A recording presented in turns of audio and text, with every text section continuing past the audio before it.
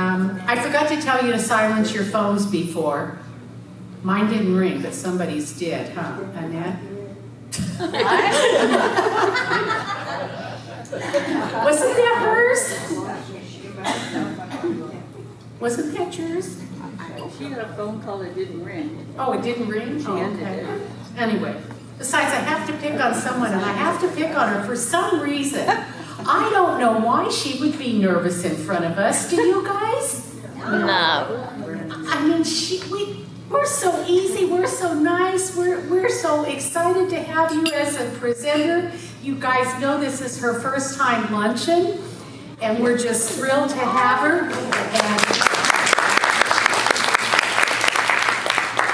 And you know, I mean, I don't know what else we can do except we can all just give a big hip hip hooray and have her here today. Okay.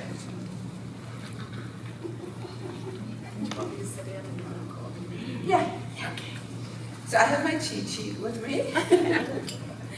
And the program says fun with Annette. So before we start the fun part, we're actually gonna get a quick introduction, and then we're gonna learn something about dolls as well. Yeah. Learn a little bit about dolls throughout history. And dolls, as most of you know, obviously are one of the oldest and most universal toys in human history. And they have been used for play. Hold on just a minute. I had to reset the projector. Please. Well, I'll still. Half of it wasn't showing, and I can't get it to show without turning it off. I'm turning it back now. But I'll just keep talking, and you'll Alright. see the picture. So, All right. So they were used as religious symbols, educational tools, and cultural heritage by different civilizations and different cultures. Dolls were made from available materials at that time: clay, stone, wood, ivory, leather, whatever was, sometimes wax, whatever was available. Corn. And some of the earliest dolls we're going to see here in a second were paddle dolls. And I have a picture of those. They were found in Egyptian tombs, and they date back to about 2000 before Christ. So those were the first items that were actually called dolls. And they had long hair. There they are on the left. They had this long hair made of string, of clay, or wood beads. And then another example of ancient dolls is the one in the middle. That's a Greek terracotta doll from the 5th century before Christ. And many centuries later, there's an example on the right of a wax doll. So those are more the early dolls. And then as civilizations developed, dolls became more elaborate and diverse. They were then made of porcelain, which is my favorite medium. Yeah. Glass, cloth, paper, rubber, plastic, and other materials as well. They were dressed in fashionable clothes, like you can see that French. I made this picture at UFDC at an event at UFDC. So that is a French doll, and you can see how elaborate they were dressed. And they had like features like, you know, they used human hair, they had eyes, and sometimes they also had dolls that had boys crying mama and things like that. So the dolls also reflected the social and cultural norms of their times.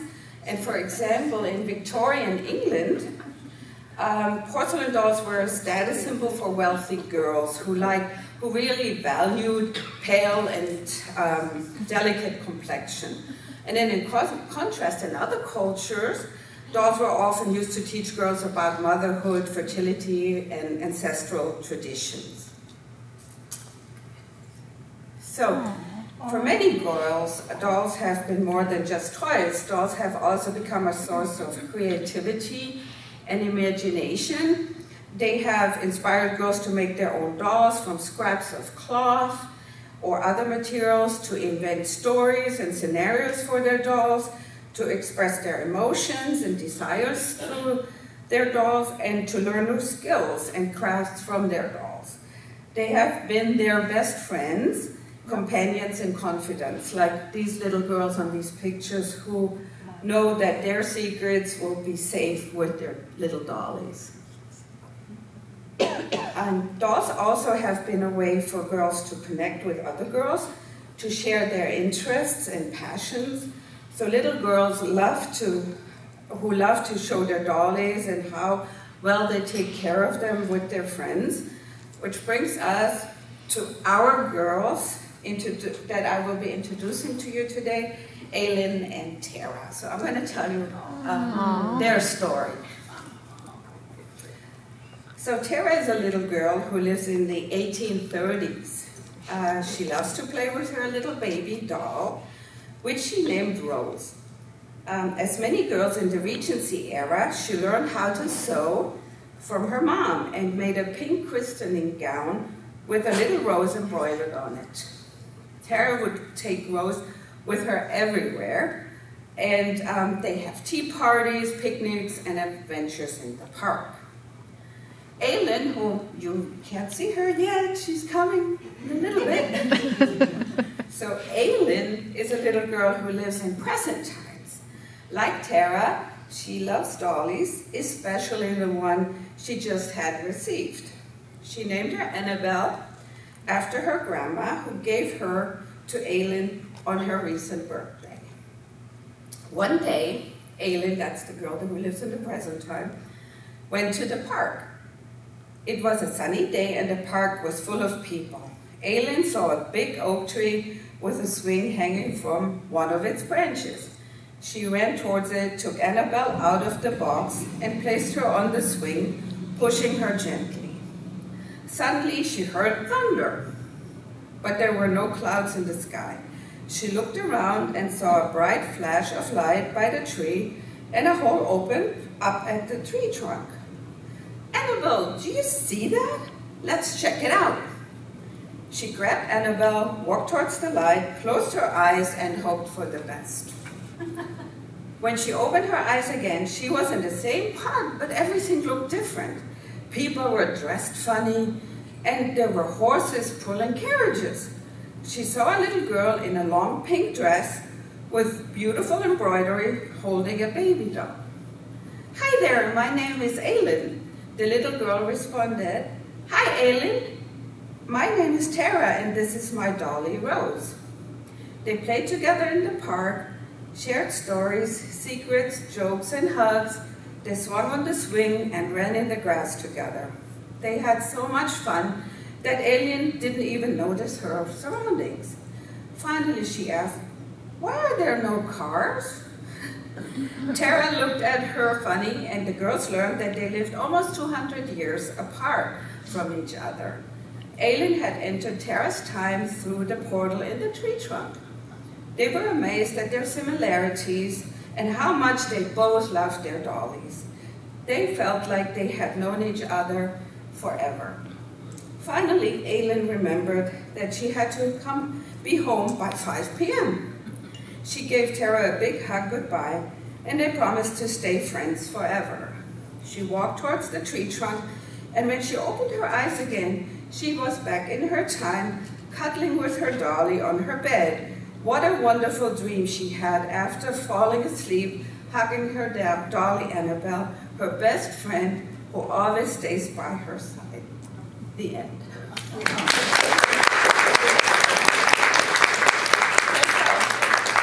In conclusion, dolls have been a girl's best friend throughout the ages because they have provided them with entertainment, education, comfort, and companionship. Like our friend Jill, who shared this photo on Facebook showing how much she enjoyed her new best friend. So Jill Sanders, our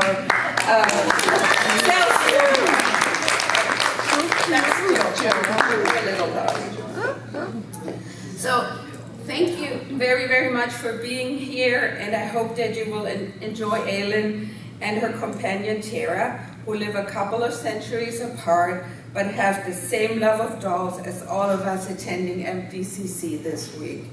And thanks to MDCC for inviting me to do this event. Is it filming? I have to ask because after yesterday, it's tragedy. So we got a stand for our doll, which is really nice. I like that she came with a stand. We are just waiting on permission to open. Sealed with a nice little thank you sticker. So now we're just waiting. Her name is Aylin. And I don't know what she looks like because we didn't see any sneaky peekies of her in the presentation. But everybody should have their dolls by now. They're up there chatting, so keeping us all in suspense.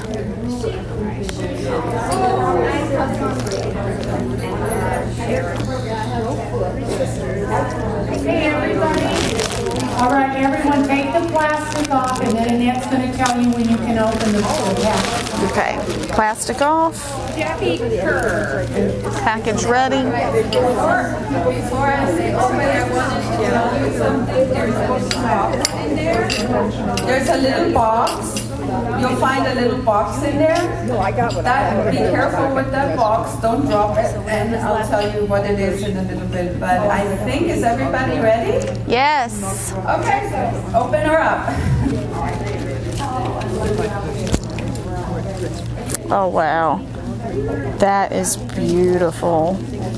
Look at that dress. Oh, she's beautiful. Wow. Wow. Just the dress is beautiful. I haven't even looked at the face yet. Look at her. Oh, she is so sweet. So sweet. Look at that. Oh, she's gorgeous. Dolly and a bell. And she's a little porcelain figurine. Oh, let's look at that. Where your certificate is, there's a little box, a dolly box, which you can hold. And that is a little porcelain doll. So try not to drop it on the cement or something. But Wow. that's her little toy. That is so pretty. So she's got her little doll in a box. Oh my goodness. I love this year's theme because all the dolls are coming with dolls. Dollception. I love it. She is beautiful. Absolutely stunning. Okay, now we're going to do the centerpieces. Okay. If you're interested in the centerpiece. Bye-bye. She is